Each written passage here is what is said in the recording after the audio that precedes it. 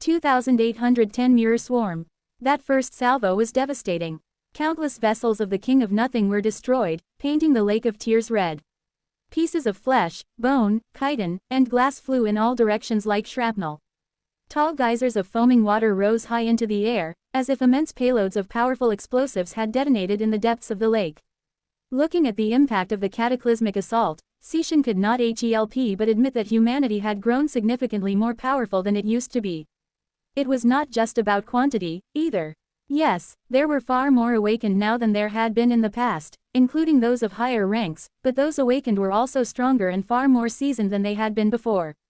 The warriors of humanity had been honed and tempered by the Chain of Nightmares, the Realm War in Godgrave, and the Subjugation Crusades ever since. Their prowess had undergone a qualitative leap under the whetstone of those calamities, making them more skilled, more experienced, and in better control of their aspects. Not only had they learned to wield their aspects with greater finesse and level of understanding, but they had also accumulated greater soul arsenals. Each awakened possessed more memories than before, and those memories were more potent. Their years of slaughtering powerful nightmare creatures had not been for nothing. Apart from that, awakened mostly operated in small units before the Chain of Nightmares. By now, however, they were used to large-scale warfare and even excelled in it, having learned bitter lessons in cohesion and cooperation across the numerous battlefields in the waking world and the dream realm. So, this ranged barrage was truly stunning. Countless awakened were unleashing their arrows, various projectiles, and aspect abilities. There were plenty of masters among the contingent stationed atop the towering cliffs, as well, and more than a few saints.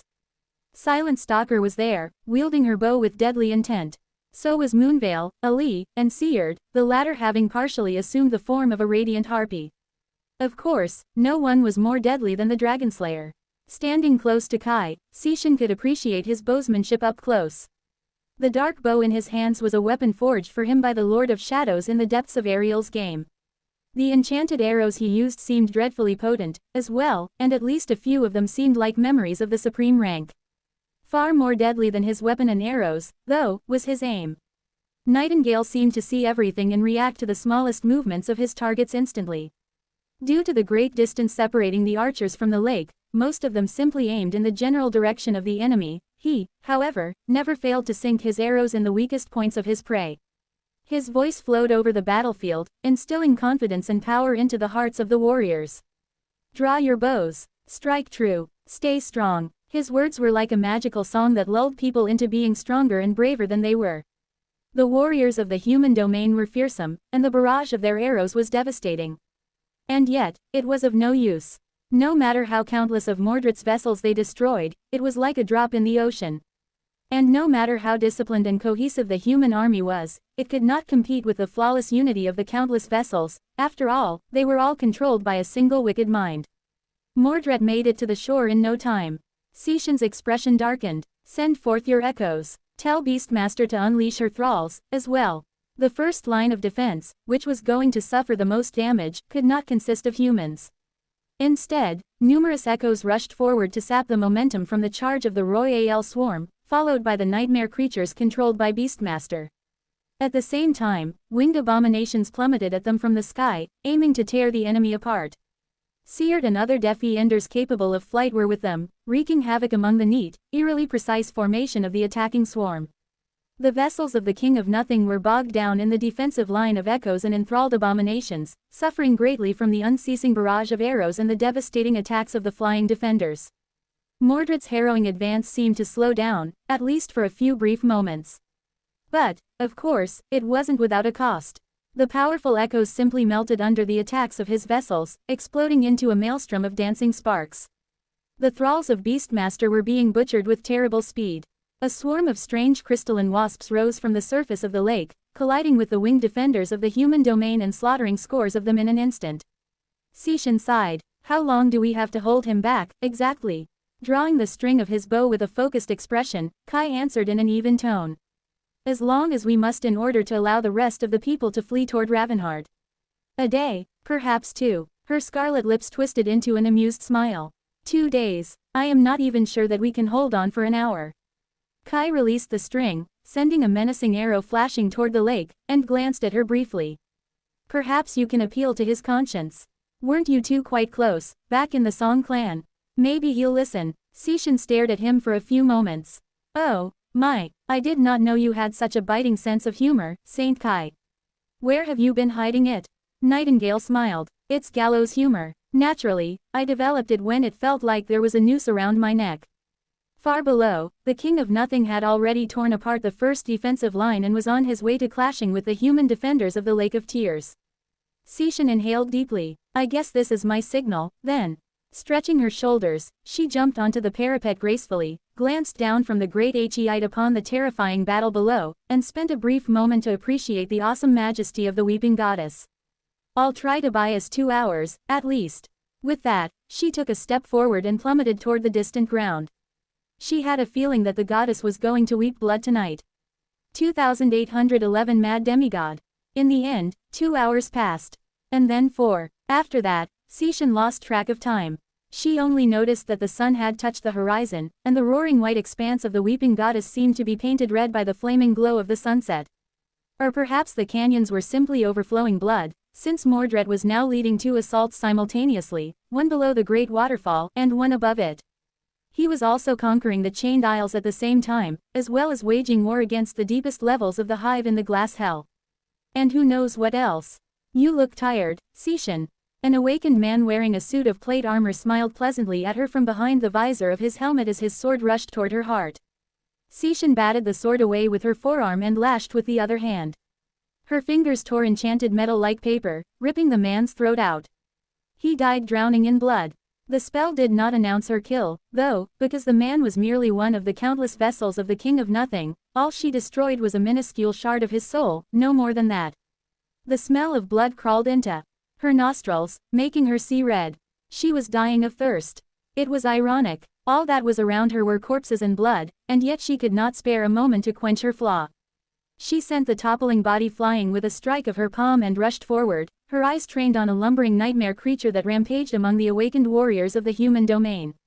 As if sensing her thirst, the abomination swiveled its long neck, allowing its head to fall back and hang upside down against its long spine. Its round eyes stared at her with a glassy sheen, and its terrible maw opened to let out a chilling wail. The familiar words of the human language could be heard in its inhuman shriek. You don't look well at all. Sishan activated her dormant ability, turning into a ghastly monster herself. She tore the towering creature apart with her claws and her fangs, finally drinking her fair share of blood. The blood of an abomination was fetid and bitter. Blood, blood, there was so much blood around her. The entire Lake of Tears was turning red with blood. Most of it belonged to nightmare creatures, but there was quite a lot of human blood mixed with it, too. The longer the battle continued, the more blood was spilled. And the more blood was spilled, the stronger Sishan became. That was the boon of her ascended ability. She was a monster who reveled in slaughter. All around her, her blood sisters were battling the vessels of the King of Nothing, too. Her transcendent ability made them far more powerful and deadly than any ascended was meant to be, closer to saints than to masters, and their power made her stronger in turn. Her essence was replenished faster because of them, too. She was using her awakened ability as well, making her enemies bleed more profusely while staunching the bleeding of her allies. But Mordred was right. She was tired. The forces of the human domain were being pushed back.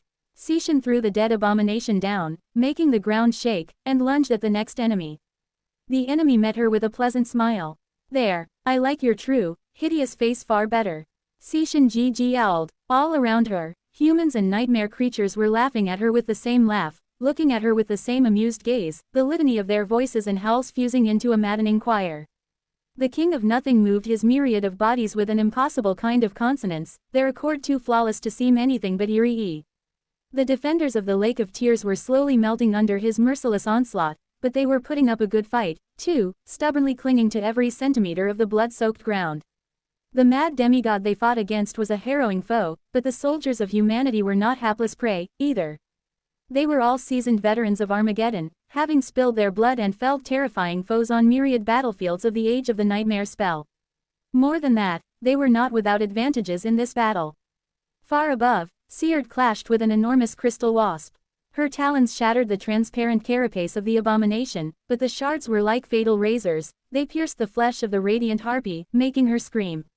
In the next moment, the wasp closed its mandibles on one of her wings, rending it. Seared barely avoided the great nightmare creature's sting and fell toward the ground, awash in blood. As she did, however, a soft radiance ignited under his feathers, erasing her wounds and mending her wing.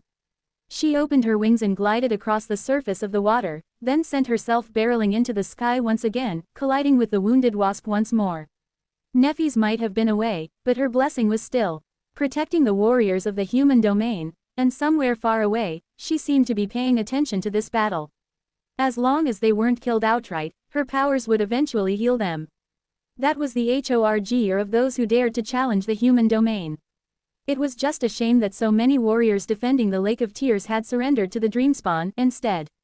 Curse him! A sharp spear tore Seishan's flesh, making her wince. She grasped it with her clawed hand and attempted to break it, but the weapon must have been a memory of quite a high rank. Despite her bestial strength, the shaft of the spear held, refusing to shatter. I thought we were close. Ah, it hurts me to see you turn your back on me, Seishan, to serve the woman who killed your mother, no less. The ascended vessel smiled and twisted the spear, widening Seishan's wound and sending blinding pain through her body. Luckily, in the next moment, several awakened warriors attacked the vessel from 3 sides, pushing it back. Seishan stared at them for a split second, blood dripping from her fangs. She was quite certain that these awakened were Astarion's thralls. Suddenly, she felt an impulse to laugh. It was truly ridiculous. No, it was outrageous. Who knew that the warriors of the Longing Domain would fight side by side with the thralls of the Hunger Domain in perfect harmony one day? Worst of all was the fact that she couldn't deny how reliable and helpful the Dreamspawn's thralls were. They were truly the best allies one could wish for. Have I gone mad, or has the world gone mad? Seishan was almost happy that Astarion had her back in this battle. Just as he promised, he was there to help. It was just that even his help was not enough to salvage this bloody battle. Far above, atop the great waterfall, a mesmerizing song drowned out the roaring water. Nightingale had finally assumed his majestic transcendent form, it seemed. A day or two, Seishan felt the soothing warmth wash away the deep wound in her side. She was willing to settle for lasting until dawn. 2812 from dusk till dawn. The majestic figure of a dragon whose scales were like the midnight sky had grown vague and unclear against the backdrop of a silver moon. It was not because of the darkness of the night, though, or because Seishan's vision had turned hazy from sweat and blood. It was because the dragon was entirely covered by transparent silhouettes of the glass wasps, who were sinking their stings into his body and ripping his scales away with their razor-sharp mandibles. The dragon snapped its jaw shut, shattering the body of an especially powerful abomination, and then let out a deafening cry. The glass bodies of the lesser wasps vibrated, and then exploded, a cloud of sharp shards raining down upon the Lake of Tears. Diving down, Nightingale opened his maw once more. In the next moment, a devastating sonic blast slammed into the surface of the mirror gate, making it ripple. Seishan could have sworn that a net of thin cracks appeared on the surface of the lake. Even driven mad by bloodlust and rendered numb by exhaustion, she felt stunned for a moment. He's attacking the gate. She had not even known that it was possible. Perhaps it wasn't, but Nightingale made it possible through sheer will and his strange ability to command the world with his words. He did not manage to shatter the mirror gate, but he did manage to get Mordred's attention. A great number of the king's vessels pulled back from the assault on the frayed formation of the defenders of the Lake of Tears to concentrate their ire on him. Some of them could fly, some were capable of ranged attacks. The ascended human vessels were especially dangerous, each possessing an aspect and an array of memories. Those were the remaining warriors of the Maharana clan, no doubt, who had perished in Red Hill. Or perhaps they were the unfortunate bodies who had been stolen by Skinwalker first, and then wrestled from under its control by the King of Nothing. In any case, it gave those fighting on the ground a little breathing room. Seishan could not see what was happening atop the plateau, where Silence and Moonveil were. The enemies must have breached the defensive line there, since some of them had SR'd into the citadel that clung to the cliffs. There, Beastmaster and Death Singer were barely holding Mordred back from reaching the gateway. Here on the shores of the Lake of Tears, it was Seishan and her blood sisters who served as the anchor of the entire formation. Far away, Lonesome Howl and Ceres were locked in a battle against a gargantuan abomination that threatened to collapse the entire right flank of the human army, the latter in the form of a ferocious wolf, the former in the form of an enormous three-headed canine. On the left flank, Ali and Bliss were barely staying alive in the tide of weaker vessels of the King of Nothing. The casualties on that section of the battlefield were especially grave, and both saints seemed to be running low on essence. Most of them were, at this point. Some of the saints had been forced to dismiss their transcendent shapes and clash with the adversary in their human bodies. Others could not even use their aspect abilities and the enchantments of their memories anymore, conserving the last drops of essence they had left. Cixin was not that desperate yet, but her blood sisters were slowly buckling. She had already been forced to pull a few of them back to save their lives. There used to be more than 100 handmaidens under her command, all the way back on the Forgotten Shore. Too few of them were still alive, so the loss of even one was painful. I wonder. Cixin left a small cut on the body of a towering abomination and dashed back, using her awakened ability to make a river of blood flow from the modest wound. The abominable vessel ignored it and rushed at her, managing to tear her flesh before she could grasp its head and snap its neck. As the grotesque creature died in her arms, it whispered, "Careful, Cixin, your weakness is showing." She tore off the creature's head. I'll wonder if hell was finally right. Are we all going to die today? Of course, she knew that they would not. Even if the battle reached a breaking point and the forces of the human domain collapsed, she and her sisters would abandon the civilians and escape. Countless lives would be lost, and Mordred would get more vessels to make up for the ones he had lost today, but at least they would survive. The same went for the other saints fighting on the shores of the Lake of Tears, powerful masters, and most fortunate of the awakened soldiers. But, still, she was reluctant to lose this fight. Perhaps it was because she was a former princess of song, and Mordred was a former prince of valor, but Cixin did not want to give him the satisfaction of winning.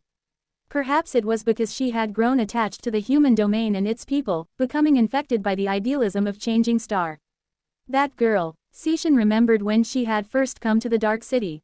Others had been slow to catch on, but she had known that Nephis would become a catalyst of either destruction or salvation from the very start. After all, the girl had managed to survive countless assassination attempts made by the great clans. She was the heiress of the immortal flame. Granted, even Cixin had never imagined just how far Changing Star would come. So, where the hell is she now? Kai had not informed them why exactly Nephis and the Lord of Shadows were missing. In fact, Cixin suspected that even he did not know. After all, the enemy they faced had the power to read minds, so if one wanted to keep a secret, they had to hide it really well. The ground quaked suddenly, and she fell to her knees. Looking up, Cixin saw a tall plume of foaming water soaring into the air from the shallows of the lake. There, a black dragon had just fallen from the dark sky like a meteor, splitting the earth by the force of the impact. A few seconds later, Kai crawled ashore in his human form, shaking his bleeding head dazedly. His usually refined appearance was gone, replaced by a haggard and disheveled look. In fact, he looked like he had been pushed through a meat grinder. But the soft white radiance was already igniting under his skin. The problem was that a swarm of powerful abominations was also rushing toward him, eager to finish the job. Damn it! Cixin pushed herself off the ground and lunged forward. She managed to reach the Steward of the West just before Mordred. Grabbing Kai, she dragged him away from the water while shielding him with her body and tearing the vessels apart with her claws. Hey, Kai! Having finally shaken off his daze, he began summoning a memory and gave her a questioning look. Cixin briefly wondered if she looked just as unpresentable, herself. The thought made her uncomfortable. Granted, she was currently in the form of a ghastly blood beast, somewhere between a woman, a shark, and an indescribable horror. So she had no business wondering about appearances, really. She grimaced. I don't think we'll last 2 days. He stared at her for a long moment, then forced out a smile. Just a bit more, Cixin. Our reinforcements are almost here. She gritted her hideous teeth, unsure if he was telling the truth or lying to reassure her. Soon enough, the first rays of sunlight shot from behind the horizon. The sun slowly showed its molten crown in the east, chasing away the darkness. And in its light, a radiant figure seemed to reveal itself. When it did, something strange happened. Both the lake and great waterfall seemed to come alive, countless water whips rising to cut into the flesh of the King of Nothing. Then, a river of liquid metal flooded from one of the canyons, drowning the upper levels of the citadels and eviscerating the vessels storming them. A ghastly creature that was half human, half goat landed on ground some distance away, tearing into an ascended vessel with its bare hands. Countless awakened poured over the cliffs, joining the fight with grim determination. Cixin froze for a moment, staring at the rising sun. Summer night. Jest. It was Morgan. Morgan had finally arrived from the east, bringing the exiles of Godgrave with her.